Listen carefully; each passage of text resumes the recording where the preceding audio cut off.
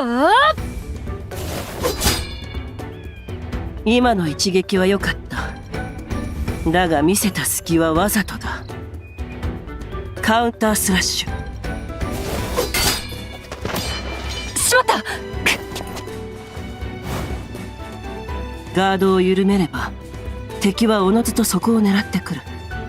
相手の攻撃を待つだけでなく、あえて隙を作ることでな、敵の攻撃箇所、手段、タイミングを誘導することができれば、カウンターを狙う技から攻勢に転じることも可能だろう。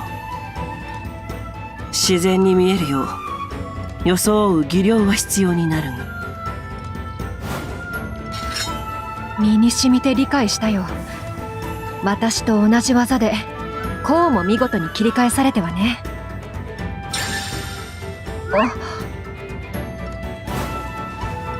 手合わせはここまでにしておこう。修行にも休息は必要だ。ありがとう。いい勉強になった。まだまだ修行が足りないな、私も。彼女、4月は異なる世界から来たもう一人の私だと言っていた。確かに面立ちや雰囲気は他人とは思えない。だがここまで力の差が存在するのか。どうかしたか？いや、じっと見てすまない。ぶしつけだった。気にする必要はない。そうか。ああ、そうだ。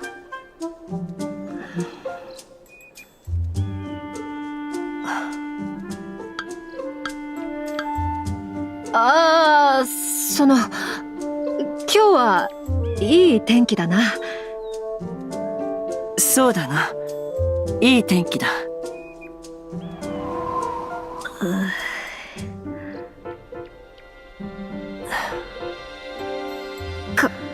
会話が続かない。別世界の私はここまで口数が少なくなるものなのか。すまない。少し席を外す。君、ちょっといいかい？しなつと何を話せばいいのかわからない。私だって普段なら雑談程度で困りはしないさ。でも別世界から来たもう一人の私なんて相手はいくらなんでも想定外だ。それに彼女の放つ重圧というか威圧感というか、雰囲気が父に似ているところもあって、それで余計に苦手意識があるのかもしれない。とはいえ私としては彼女に学ぶところは大いにあるし、そういう思惑を抜きにしても距離を縮めたいという気持ちもあるんだ。本当？それはどんな？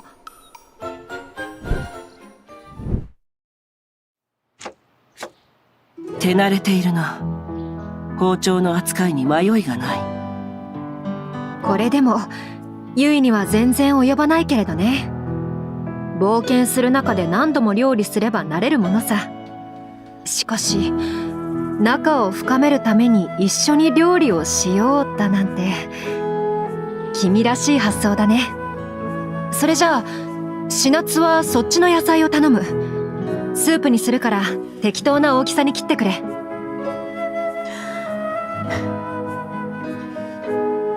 よし、わかった。しなつ？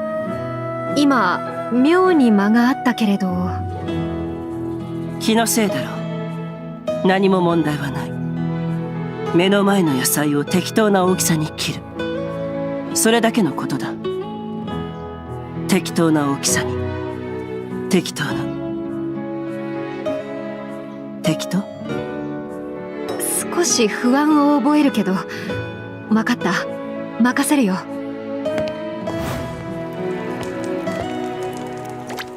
ああ、君、ありがとう。じゃあ鍋の準備なんだ。すまない。力加減を間違えたようだ。しなつ、私は野菜を切ってほしいと頼んだんだが、料理したことないのか？ああ。しかし胃に入れば最終的には全て同じだ。もちろん料理できるに越したことはないが。何を笑っている？私はおかしいことを言っているのだろうか。すまない。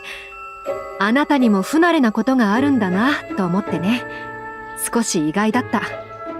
思えば料理ができるようになったのもゆいや日和、それに君と出会ってからだな。仲間と出会う前、一人でいた頃の私ならそれこそ胃に入れば同じだなんて言っていた気がするよ。しなつ、あなたのように強くなるにはどうすればいい？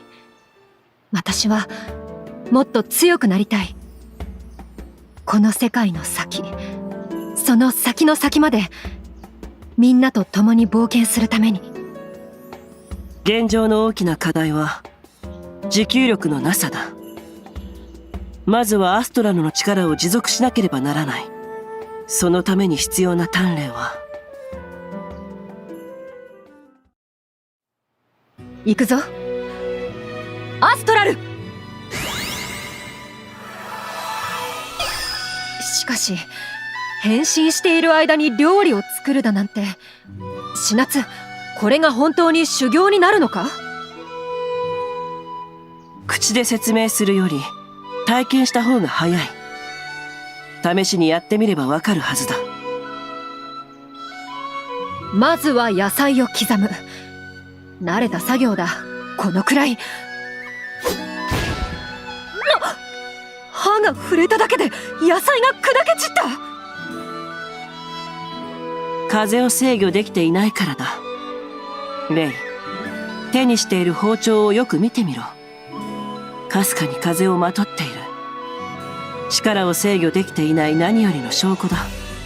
無駄な漏出を抑え、適切な加減を身につける。それが力を制御するということだ。理屈は分かったが、力を抑えると言ってもどうやって？私が外側からある程度まで抑え込む。その上で出力を制御する感覚をつかめ。強すぎる力の扱い方をな。ああ、やってみる。まずは火の通りにくい根菜からだな。レイ、刃物の扱いには気をつけなさい。力を使い慣れないうちは加減がつかみにくい。肩に力が入りすぎている。剣の扱いもだが、適度に脱力しなければかえって危険。そのあたりは分かっているから大丈夫だ。親に見守られながら料理する子供の気分だな。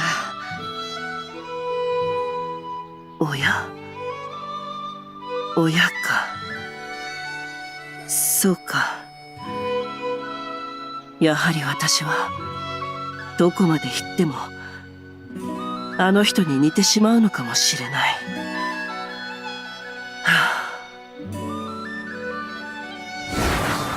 急に出力が膨れ上がった。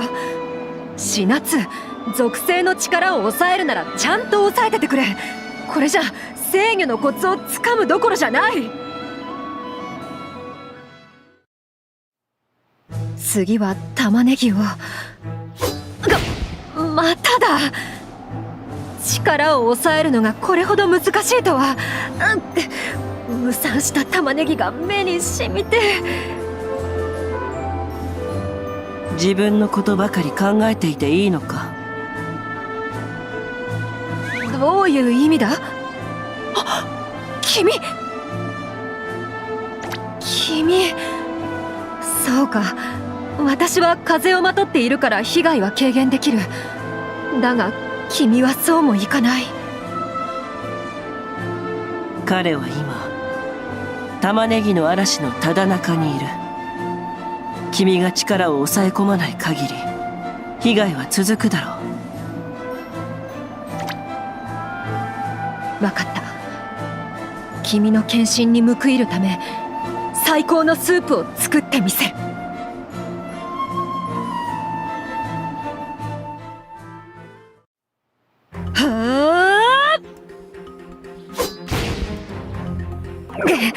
野菜の皮がうまく剥けない。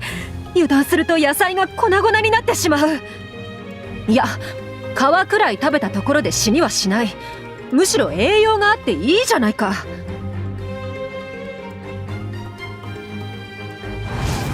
しまった！風が暴れて棚にしまっておいた香草が鍋へ。いや、まだだ。逆に多くの種類をミックスして悪目立ちする香りを抑えてしまえば。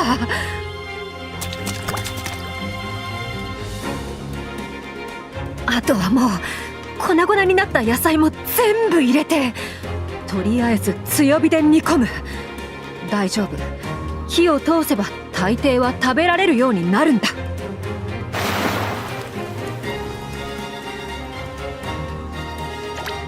あと少しだけ頑張って君。よし、これで完成だ。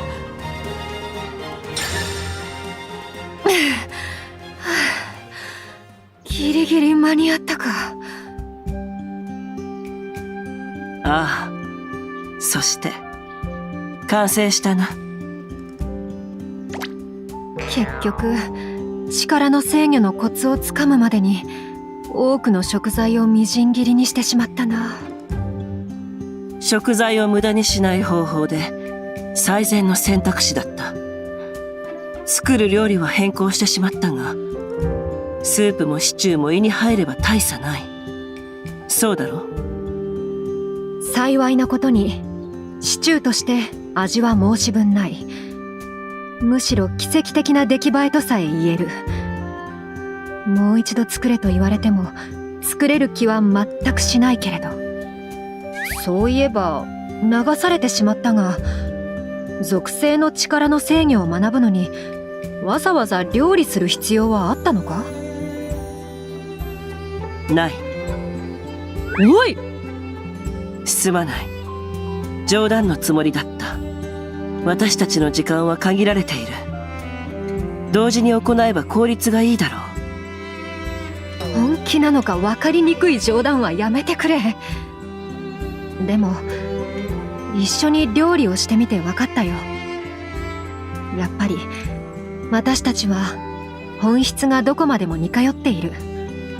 それをこんな形で実感するなんてのがまた私らしい。そうか。それならよかった。さて、それじゃあそろそろ現実に目を向けよう。うすうす気づいてるだろうが、私たちには一つ課題がある。この鍋いっぱいのシチュー、どう処理する？いや、途中でうすうす予感はしていたんだ。味見をして調整するたび、鍋の中で傘を増し際限なく増えていくシチューに私は見て見ぬふりをした。それで気づいた時にはこうなっていた。なんとか味はまとまったものの、さすがに作りすぎてしまったな。そうだな。私たち3人では食べきれないな。皆にも振る舞おう。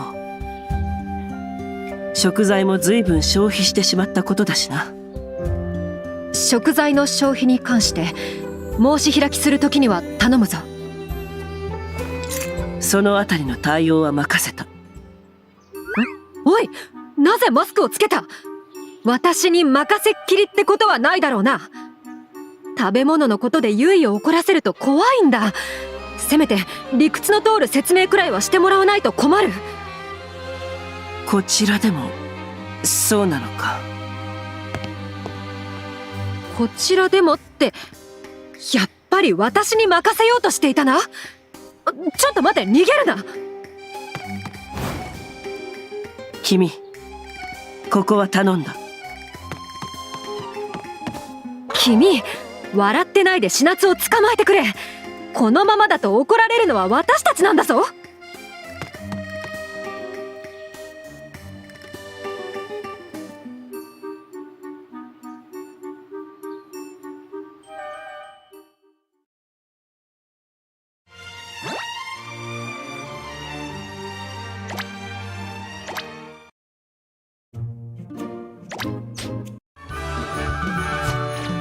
幻影湖の霧を吸った人間たちのリアクションって最高よね。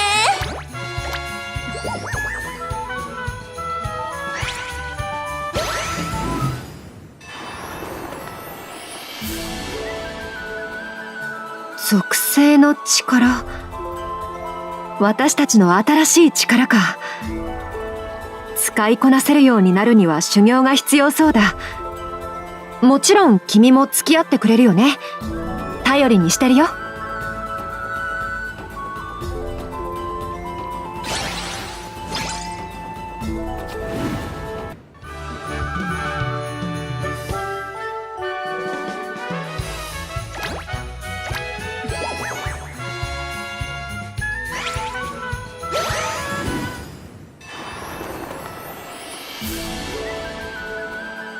風の力を制御するのがこんなに大変とは。君、その洗いたての洗濯物は、まさかとは思うけど、私を乾燥機能付きの魔道具か何かだと思ってない？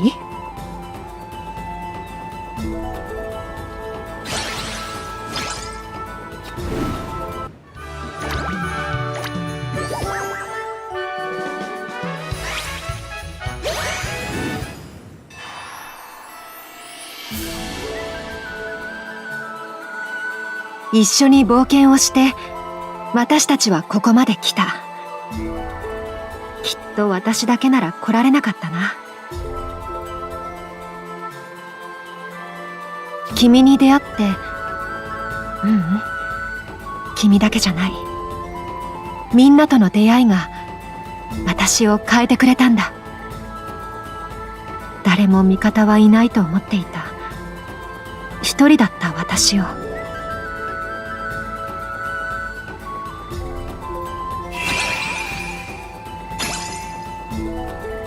おかげでこんな自分も少しは好きになれた。今はもっと好きになりたいと思っているよ。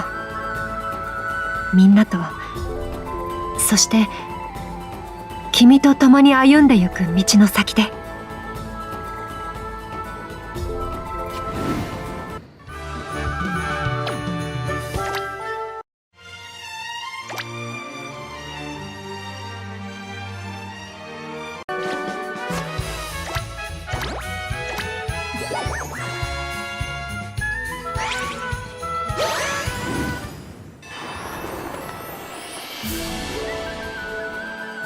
この衣装、シナツの衣装が反映されているみたいだ。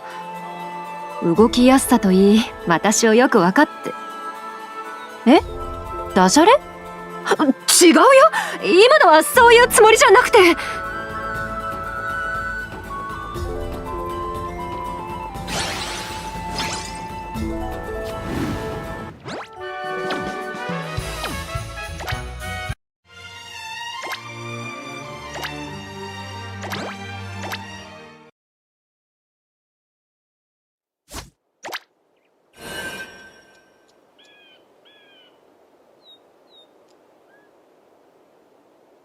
行くぞ、シナツ！力の扱いにも慣れてきたようだな。最初の頃に比べれば大したものだ。ああ、それにこんな芸当もできる。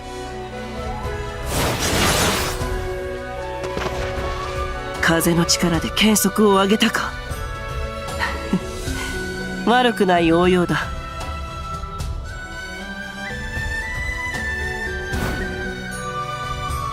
あなたに教えを超える時間も限られている。ならその中で私にできることをしなければならない。私たちが先に進むために、そこだ。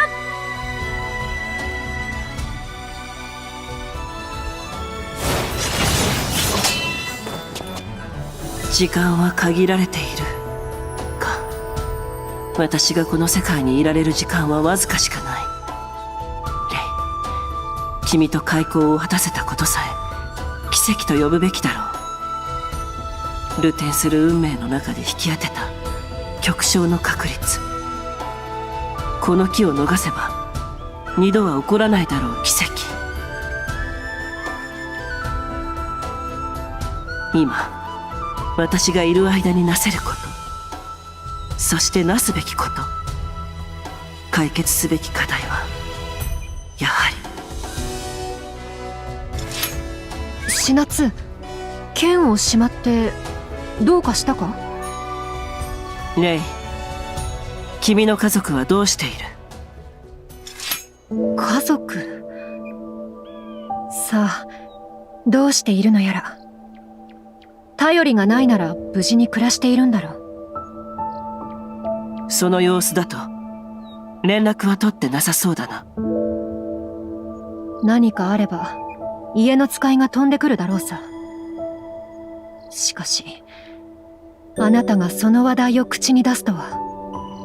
異なる世界とはいえ自分のことだ。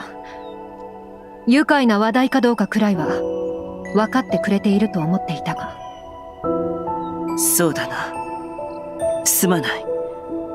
安易に触れるべき話題ではなかった。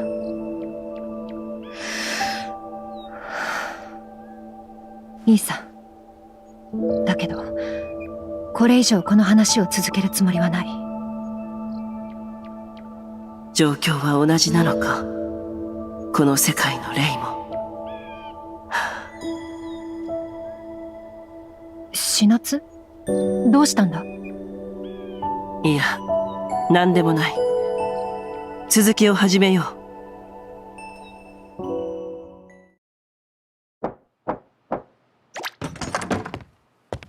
う。やあ、君。ちょっといいかな。急に押しかけてすまない。相談があるんだけど、シナツのことなんだ。少しトゲトゲしく当たってしまっただろ？私の家族の話題が出た時に、君も知っての通り、私と家族の仲はあまり良くない。もともとは家が嫌で飛び出してきたからね。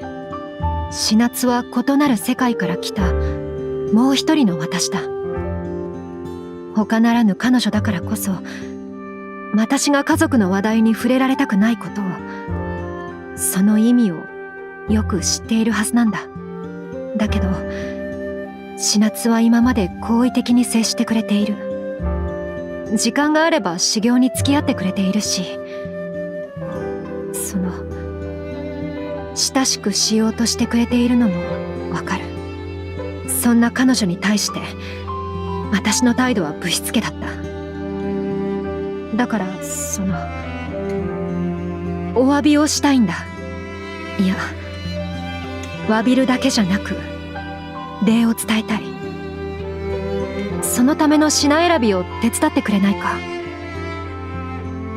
君、ありがとう。そうと決まれば早速行動に移そう。街に出かける準備をしてくるから、外で合流しよう。じゃあまた後で。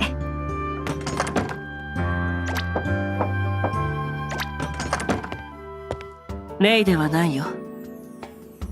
期待外れになってしまったのならすまない。君、申し訳ないが少し時間をもらえるだろうか。君にしか頼めない相談があるんだ。シナツの好みと言っても、自分のことはあまり語らないからな。まったく誰に似たんだか。それにしても遅いな。いつもならこんなに時間はかからないのに。やっと来た。もう遅いよ。一体何をして。レイ、死夏？なぜここに？少し時間はあるだろうか。いや、すまない。急用で町まで買い物に行ってくる。冒険用の備蓄品を切らしていたから。そうか。それなら仕方ないな。そんなに落ち込まれると心苦しいじゃないか。だが今、贈り物のことを知られるわけにはいかない。すまない死夏。この件も後でまとめて必ず詫びる。だから今は説明できないことを許してくれ。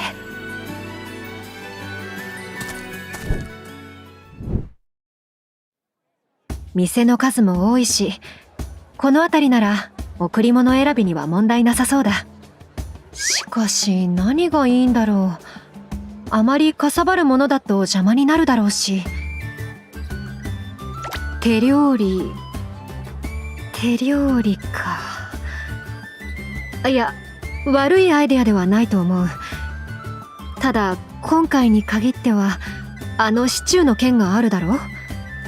どうにかユイには許してもらえたけれど、あの笑顔で優しく問い詰められる恐ろしさは。そうだね、ちょっとやめておこうか。すまない。大丈夫？レイか。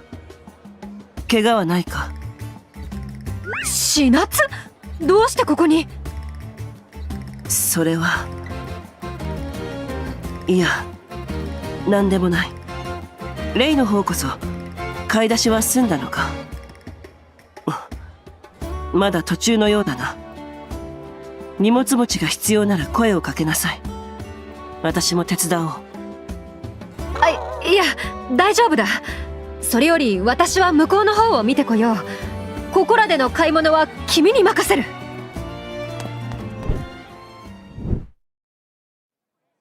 死夏がいるとは予想外だった。食材を見て何をしていたんだ？まさか料理に目覚めたとか。いや、それはないか。でも君が足止めしてくれたおかげでなんとか贈り物を準備できたよ。あとは帰るだけだね。ここは釣り具店か。死夏も釣りに興味あったりするんだろうか。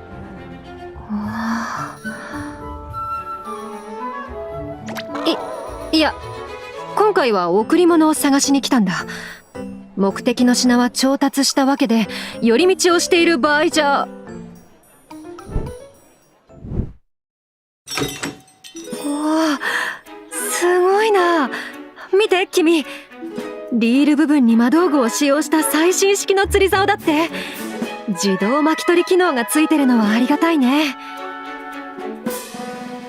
ねえ、こっちは竹を使った職人による一点物だ。自然の風合いに丁寧な仕上げ。惚れ惚れするよ。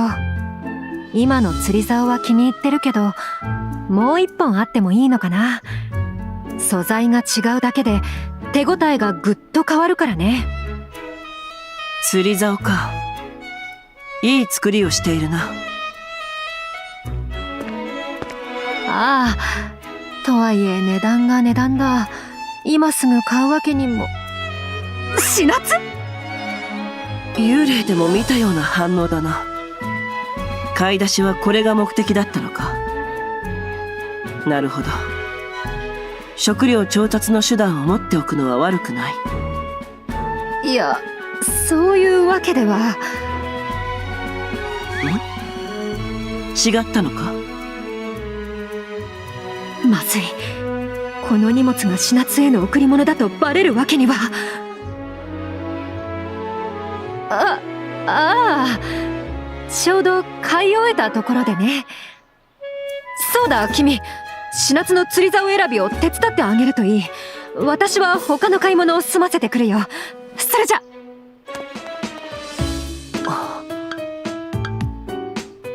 君が釣り竿選びを手伝ってくれるのか？それなら非常に助かる。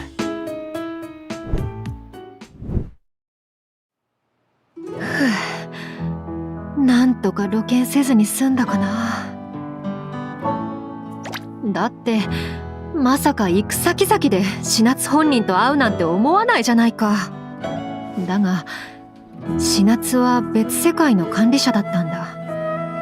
やっと得られた束の間の自由を楽しみたかったのかもしれない。思い返すとシナツには私たちにばかり時間を割かせてしまっているんだな。ああ、そうだ。ささやかな贈り物に過ぎないが、それでもちゃんと選んだ品だ。喜んでもらえると嬉しい。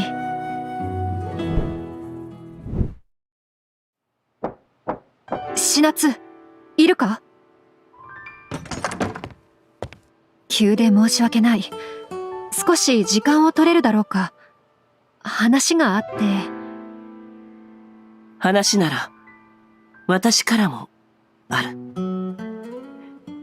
まずは場所を変えよう。その前にこれを持ちなさい。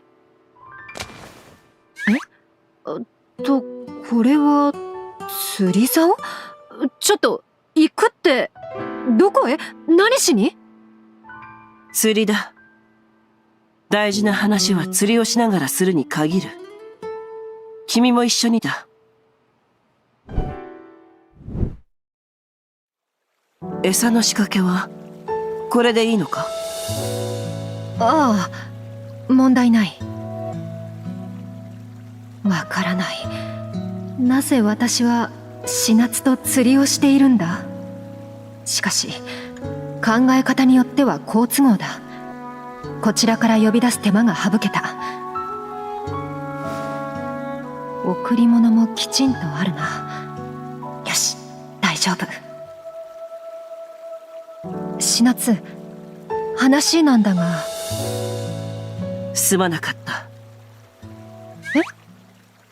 君の家族について触れたことだ。少々思うところがあってな。どういう意味だ？レイ、私は君のコピーだ。私は君の生まれも境遇も知っている。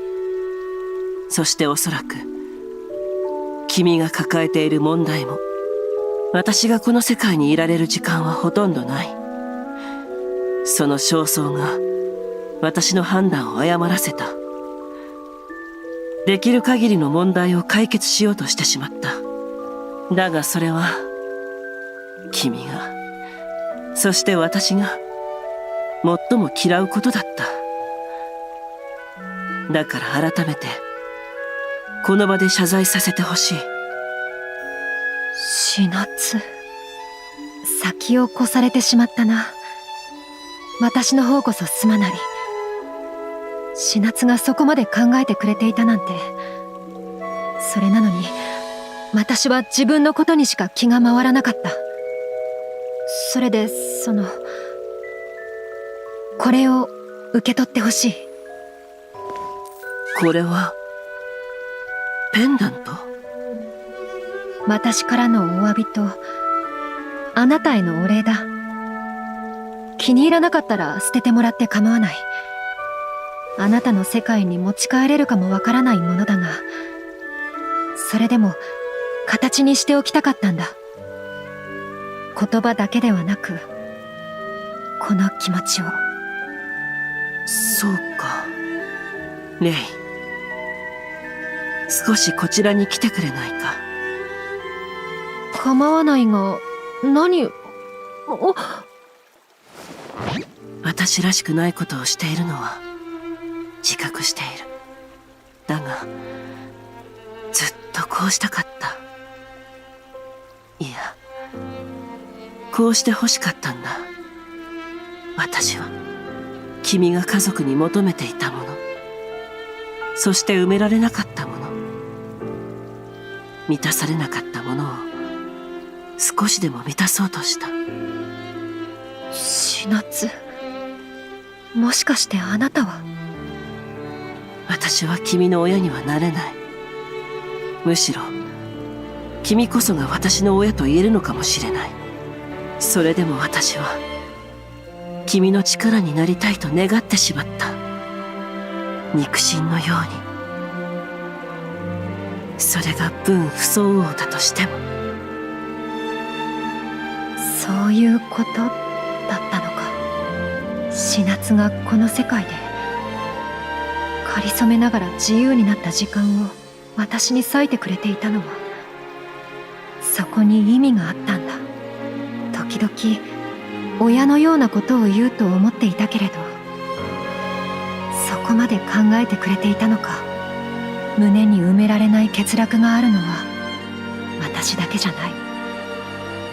私のコピーであるシナツも同じはずだ。それでも自分より私のことをまったく、どこまでも不器用な人だ。誰も誰かの代わりになんてなれない。それにならなくていいんだ。私はあなたをあなたのこととして覚えておく。決して父の代わりなんかじゃなく、シナツ、他の誰でもないあなたの記憶として。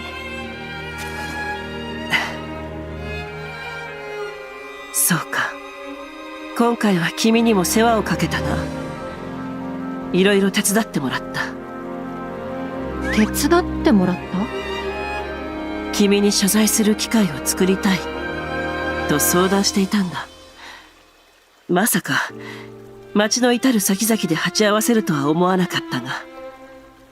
それじゃあ君は全部知っていたのか？はあ、納得がいった。道理で君の態度が時々変だったわけだよ。くしくも私たちは同じ目論みをしていたわけだ。板挟みになった彼には悪いことをしてしまった。ああ、君ありがとう。それでは釣りの続きと行こう。初めてとはいえ一匹は釣果をあげたいところだ。任せてくれ。釣りにかけては私に一日の長がある。生意気を言う。忘れたのか？私は君と根本を同じくしている。つまり私も君と同等程度には釣り上手になる潜在能力があるということだ。相手を甘く見ると痛い目を見るぞ。それなら勝負でもしようか。より大きい獲物を釣った方の勝ち。わかりやすくていいだろ？ああ、こちらは構わない。決まりだ。ほら、君も竿を持って。どうせなら3人で競った方が楽しいだろ？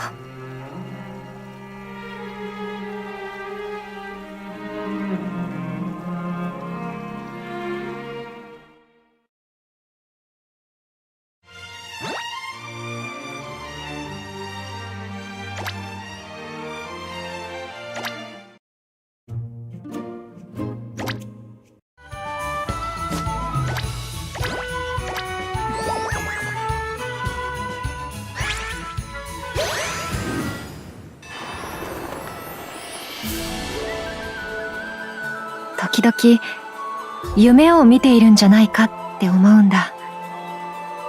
君と出会ってからの日々、その全てが。それくらい騒がしくて楽しい毎日だよ。本当さ。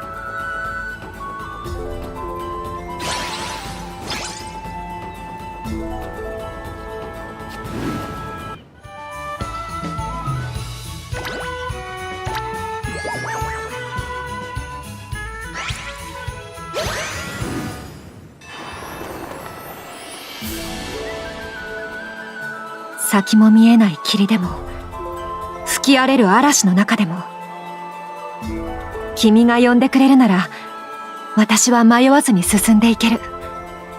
どこにいたってたどり着いてみせるよ。必ず君のもとに。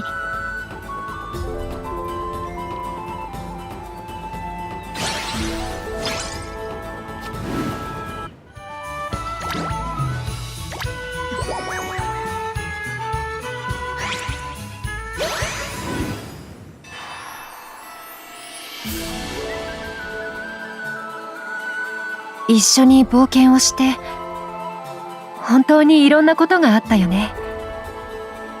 小さな傷も大きな傷も数えきれないくらい何度も傷ついて、だけど私たちは止まらず走ってきた。痛みもぬくもりも全部かけがえのない記憶なんだ。この先どんな未来が待つかもわからない。でも終わりはここじゃない。こんなところで終われない。